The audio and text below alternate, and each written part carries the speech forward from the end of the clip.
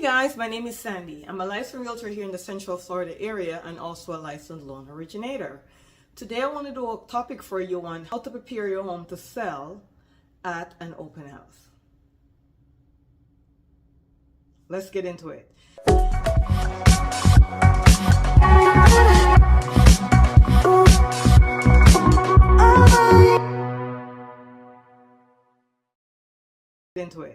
So today is June something 2025. I know it's June something. Oh wait, it's the day after Father's Day. It's June 16, 2025.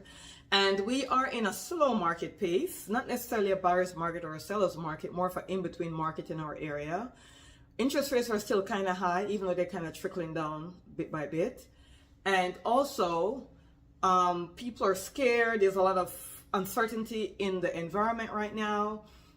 People don't want to spend their money. They want to save. Should I buy? Some people are waiting for the home prices to drop even further. So we're not sure what's going to happen. So if you are selling a home right now, you're going to have to prepare the home really well for the few amount of buyers that we actually have on the market, because we have less and less buyers on the market. Sellers don't necessarily want to sell it unless they have to. There's a lot of people with very low interest rate and very low mortgage payments, so they're not in a rush to sell. So the thing is, if you're trying to sell or if you're off to sell, because there's always going to be people buying and selling real estate, then we're going to have to prepare the home to sell, and we're going to have a beautiful open house, because if you're already living in the home, it's very hard to keep the home in model condition, right? Like a model home from a builder, from a builder subdivision. And this is also extremely important if you are competing with new construction in your area. So let's examine these ways and how to prepare the home for sale.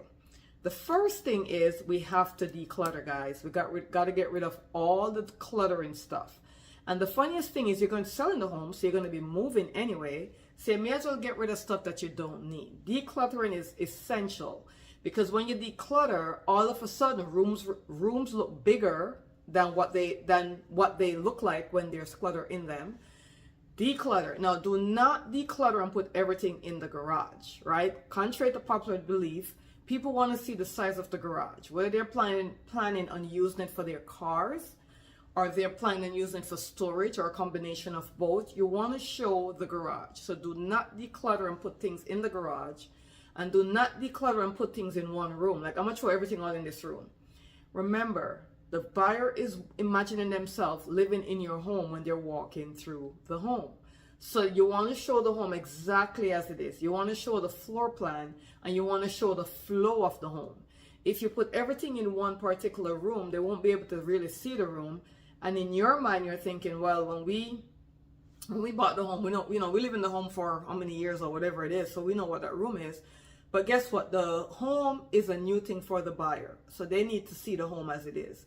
Think about what the home may have looked like when you looked at the home and you were first attracted to it when you purchased it. Something you got to go back down memory lane, and you got to say to yourself when you're selling the home, what made me buy this home? What was it about this home that made me buy it? And you want to pay attention to that. So decluttering is important. Just get rid of stuff. Have a sale on Facebook Marketplace, have a yard sale, whatever you need to do, just get rid of stuff. Put stuff in storage if you don't need it right now, because you're going to ultimately have to move anyhow. So decluttering is going to be super important. Another thing is, think about renting furniture. What do you mean by that? I already have furniture. You may have furniture, but maybe some of your furniture may be worn.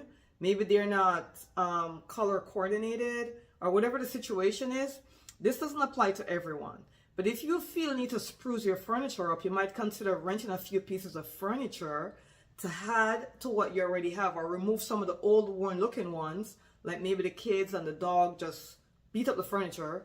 So think about renting furniture. It's only going to be maybe for a month or two, not that long, because if this is done correctly, you won't have to rent it that long. The home will sell. So in getting ready for the open house, you may want to consider renting a few pieces of furniture. Maybe you have already moved out of the home and you just want to rent a few pieces just to put them in certain location.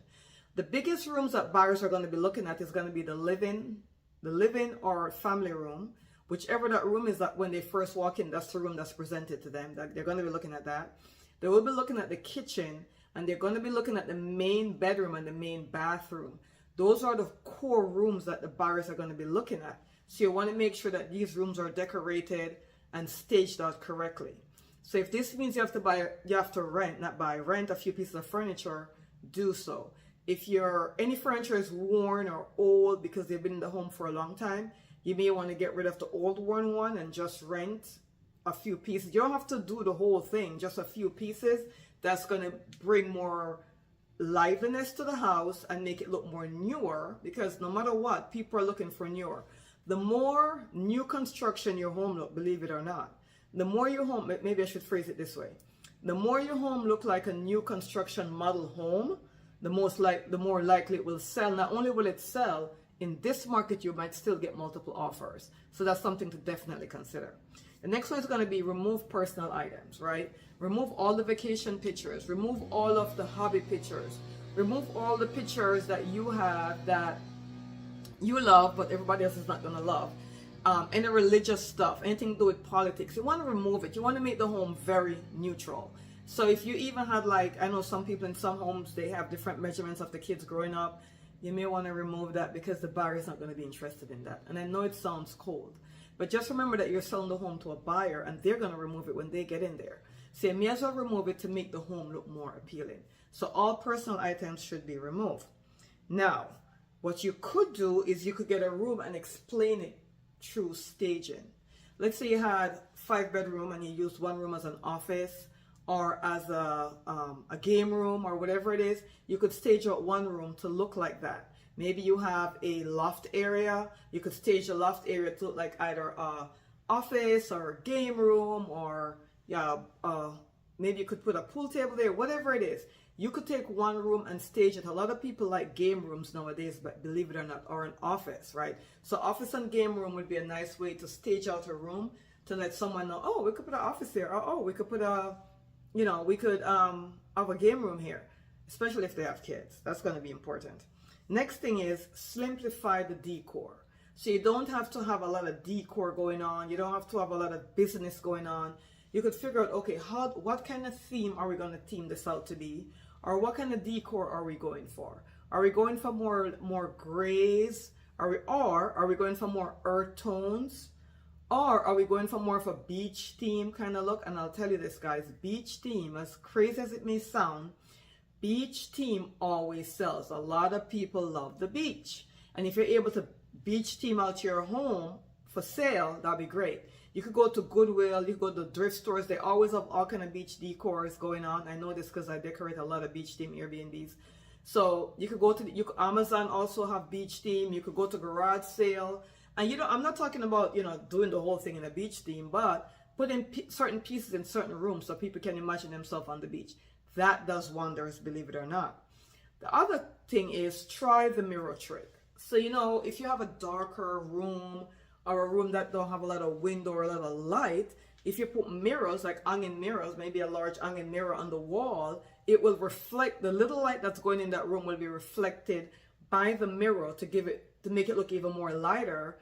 And mirrors always let a room appear to be larger than it actually is.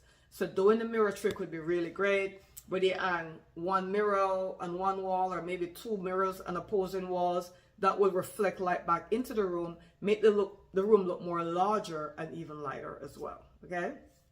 And the next one is price it to sell, of course. We're in the market where if it's priced correctly, not only will you get your offer price, you may get multiple offers, and that's what you're looking for in any market. No matter what the market is, you want to attract multiple offers. So you want to price it right. It's not a bad idea to probably price 10 to 20,000 below actual market price. Don't stone me, don't kill me. I know you're like, what, are you crazy? You are the one that's accepting the offer. So if somebody gave you a full price offer and it was $10,000 or $20,000 below and you didn't want it, don't take it. Just say, we have other offers or whatever the situation is. But pricing it $10,000 to $20,000 below market price will actually attract more buyers, because they'll be like, oh my God, everything is selling in the area for $450. This one is priced at $430. Let's go see why. Even their curiosity is going to get the better of them. And in them going during their curiosity stage, that will cause you to get multiple offers. So that's great, a great approach. A lot of sellers don't like to hear that. They're like, no, but what if? Remember, you get to say yes or no. So even if you're priced 20,000 below market in the attention of trying to get multiple offers, and you don't get multiple offers, you only get one offer, you could reject the offer. You don't have to accept it. Nobody says you have to accept it. But I promise you, more than likely, you will get multiple offers when you price a little bit below market value. Thank you so much for listening, guys. I appreciate you. Our information is somewhere up here or somewhere below. You could always call or text us for a complimentary consultation if you want to go in more details with this. But if you're looking to sell your home and you want it and you're looking to prepare it for open house, these tricks will do the trick. See you next time.